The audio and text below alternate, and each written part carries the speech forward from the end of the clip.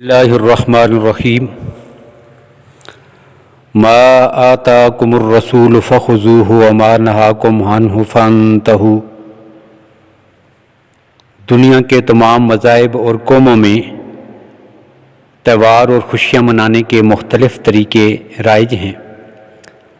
ہر ایک تہوار کا کوئی نہ کوئی پس منظر ہے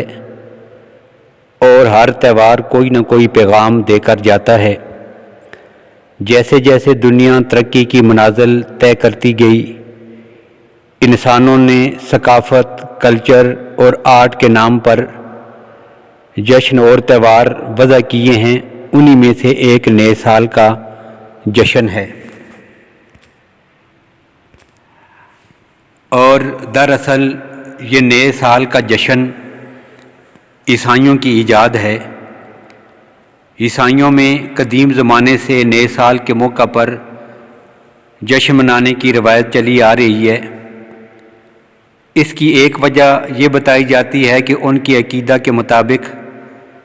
25 دسمبر کو حضرت عیسیٰ علیہ السلام کی پیدائش ہوئی ہے، اور اس خوشی میں کرسمس ڈے جو منایا جاتا ہے اسی کو طویل کر کے 31 تک، اور پھر ان کے ہاں جو نئے سال کا آغاز ہے عیسائیوں کے نئے سال کا، اس پر جو ہے یہ رات بھر جشن اور خوشی مناتے ہیں۔ نئے سال کے جشن میں پورے ملک کو رنگا رنگ لائٹوں، کمکموں سے سجایا جاتا ہے۔ 31 دسمبر کی رات میں 12 بجنے کا انتظار کیا جاتا ہے۔ 12 بجتے ہی ایک دوسرے کو مبارکباد دی جاتی ہے، کیک کاٹے جاتے ہیں، ہر طرف سے ہیپی نیو ایئر کی صدائیں گونجتی ہیں، اور مختلف نائٹ کلبوں میں تفریح پروگرام رکھے جاتے ہیں جن میں شراب و کباب اور ڈانس کے بھرپور انتظامات ہوتے ہیں۔ اور کیونکہ ان تفریح امور کے لیے دو چیزیں تو لازمی ہیں، شراب اور عورتیں، اور عیسائیوں کی طرح بہت سارے مسلمان بھی نئے سال کے منتظر رہتے ہیں، اور 31 دسمبر کا بے صبری سے انتظار ہے۔ ان مسلمانوں نے اپنی اقدار اور روایات کو کم تر اور حقیر سمجھ کر نئے سال کا جشن منانا شروع کر دیا ہے، جبکہ یہ عیسائیوں کی ترتیب دی ہوئی ایک تاریخ ہے۔ مسلمانوں کا اپنا اسلامی سال جو ہے وہ قمری سال موجود ہے، جو نبی اکرم صلی اللہ علیہ وسلم کی ہجرت سے مربوط ہے، جس کا آغاز محرم الحرام سے ہوتا ہے۔ یہی اسلامی کیلنڈر ہے، لیکن افسوس تو یہ ہے کہ ہم میں سے اکثر کو اس کا علم بھی نہیں ہو پاتا۔ آج مسلمان نئے سال کی آمد پر جشن مناتے ہیں، کیا ان کو یہ معلوم نہیں کہ نئے سال کی آمد پر اس کی زندگی کا ایک برس کم ہو گیا ہے؟ ایک سال زندگی میں کم ہوا ہے۔ زندگی اللہ تعالیٰ کی طرف سے عطا کردہ ایک بیش قیمتی نعمت ہے، اور نعمت کے زائل یا کم ہونے پر جشن منانا یہ افسوس کی بات ہے، اس پر افسوس ہی کیا جا سکتا ہے۔ اور گزرا ہوا سال تلخ تجربات، حسین یادیں، خوشگوار واقعات اور غم و الم کے حادثات چھوڑ کر رخصت ہو جاتا ہے، اور انسان کو زندگی کی بے ثباتی، ناپائیداری کا پیغام دے کر الوداع کہتا ہے۔ سال ختم ہوتا ہے تو حیات مستعار کی بہاریں ختم ہو جاتی ہیں، اور انسان اپنی مقرر کردہ زندگی کی تکمیل کی طرف رواں دواں ہوتا رہتا ہے۔ اور حضرت عبداللہ بن مسعود رضی اللہ عنہ فرماتے ہیں کہ میں کسی چیز پر اتنا نادم اور شرمندہ نہیں ہوا کہ جتنا ایسے دن کے گزرنے پر جس کا سورج غروب ہو گیا ہے، جس میں میرا ایک دن کم ہو گیا اور اس میں میرے عمل میں اضافہ نہ ہو سکا۔ حضرت حسن بصری فرماتے ہیں کہ اے ابن آدم، تو ایام ہی کا ایک مجموعہ ہے، جب ایک دن گزر گیا تو یوں سمجھ تیرا ایک حصہ بھی گزر گیا۔ اور یہاں ہم تو ایک سال گزرنے پر بھی اس بات کا احساس نہیں کر رہے اور الٹا ناچ رہی ہیں اور جشن منا رہی ہیں، تو کسی مسلمان کو یہ حرکتیں کسی صورت میں جو ہے ان کے زیبا نہیں ہیں اور ان کے شایان شان نہیں ہیں۔ یہ عمر اور زندگی جو ہم کو عطا ہوئی ہے وہ صرف آخرت کی ابدی زندگی کی تیاری کی خاطر عطا ہوئی ہے، کہ ہم اس کے ذریعے آنے والی زندگی کو بہتر بنا سکیں اور اپنے اعمال کو اچھا بنا سکیں۔ اس لیے ہمیں جو ہے وہ ان امور میں پڑھنے کی بجائے ہمیں اپنا ایک اسلام کا بتایا ہوا لایا عمل جو ہے وہ اختیار کرنا چاہیے۔ اب سوال یہ ہے کہ اس موقع پر ہمیں کیا رویہ اختیار کرنا چاہیے؟ جو قرآن و حدیث کی روشنی میں صحیح ہو، تو نئے سال سے متعلق کسی عمل کو تلاش کرنے کی کوشش جب کی گئی تو قرون اولیٰ کا کوئی اور عمل تو نہیں مل سکا اب تک۔ البتہ بعض کتب حدیث میں یہ روایت نگاہوں سے گزری ہے کہ جب نیا مہینہ یا نئے سال کا پہلا مہینہ شروع ہوتا تو نبی اکرم صلی اللہ علیہ وسلم کے صحابہ ایک دوسرے کو یہ دعا سکھاتے اور بتاتے تھے، اللہم ادخلہ علینا بالامن والایمان والسلامت والاسلام ورضوان من الرحمن وجواز من الشیطان، کہ اے اللہ اس نئے سال کو ہمارے اوپر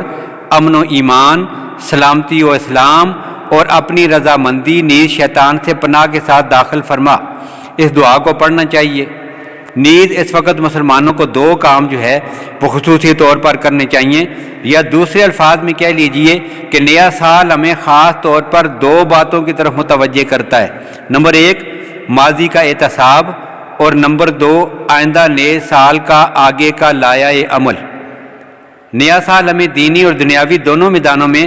اپنا محاسبہ کرنے کی طرف متوجہ کرتا ہے کہ ہماری زندگی کا جو ایک سال کم ہو گیا ہے اس میں ہم نے کیا کھویا اور کیا پایا۔ ہمیں عبادات، معاملات، اعمال، حلال و حرام، حقوق اللہ اور حقوق العباد کی ادائیگی کے میدان میں اپنی زندگی کا محاسبہ کر کے دیکھنا چاہیے